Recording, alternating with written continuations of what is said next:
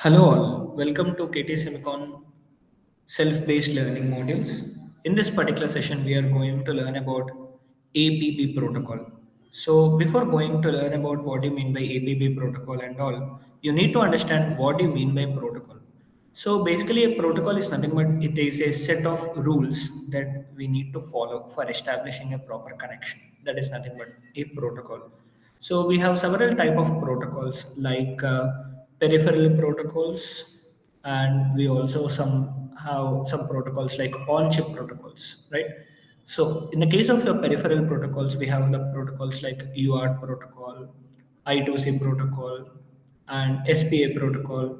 So these are all peripheral protocols. Peripheral protocols in the sense, if you want to communicate or if you want to establish the communication between your peripheral devices like your CPU or your mouse or let's say printer with your processor, then you are going to use this peripheral protocols.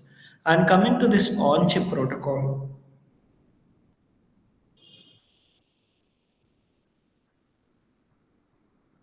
and coming to this on-chip protocols, we have AMBA protocols like AHB, APB, AXI. So these are the protocols which we are going to have in the case of our on-chip protocols, where we are going to establish the communication between the processor and its slave on the chip itself, right?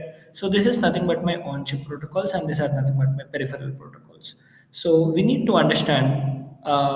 First of all, you need to have the understanding what you mean by protocol. Protocol is nothing but it is a set of rules, and why we need to follow the rules because to not to lose any data, right? So if we are not following any particular protocol, then we cannot establish that particular connection, or we cannot establish any particular communication between different modules. Okay, let's say suppose if we are going to have a CPU present over here, and or any other processor, and if it needs to communicate with any RTL code, okay, so it cannot simply talk with this particular RTL code, or if it cannot simply send or receive the data, okay, on its own terms. We need something where this RTL code and CPU should understand. Okay, so there comes our protocol. If this is a peripheral device, then we are going to use a peripheral protocols, and if it is an on-chip device, then we are going to use our on-chip protocols.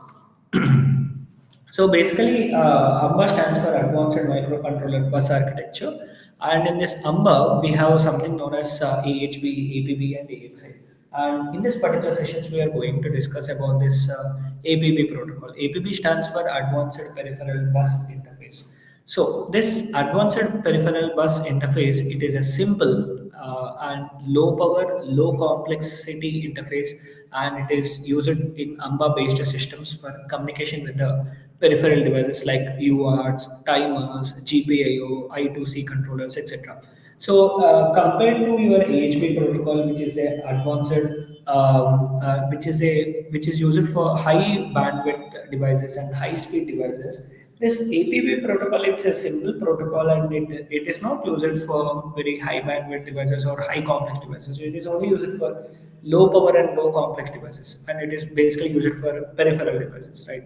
And where in the case of your AHB is a pipeline protocol. Okay, what do you mean by pipeline and all? We have already discussed in the AHB protocol. But coming to this APB, it's not a pipeline protocol. Okay, so AHB and AXA are pipeline protocols, and APB is not a pipeline protocol. And here, performance is not a key concern. Here, our performance is not a key concern, and it is simple and low power. Okay, yeah.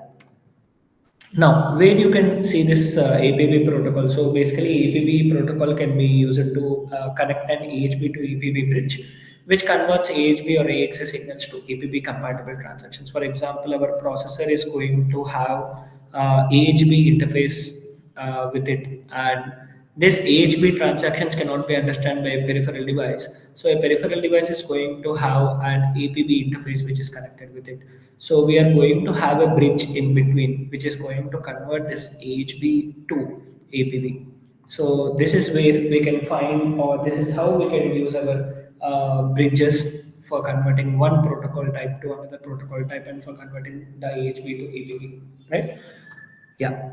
So this is where we are going to use our APB protocol, and this is the introduction to APB protocol. And next we are going to see about what are the signals which are associated with our APB interface. So that's all about this particular session. Thank you.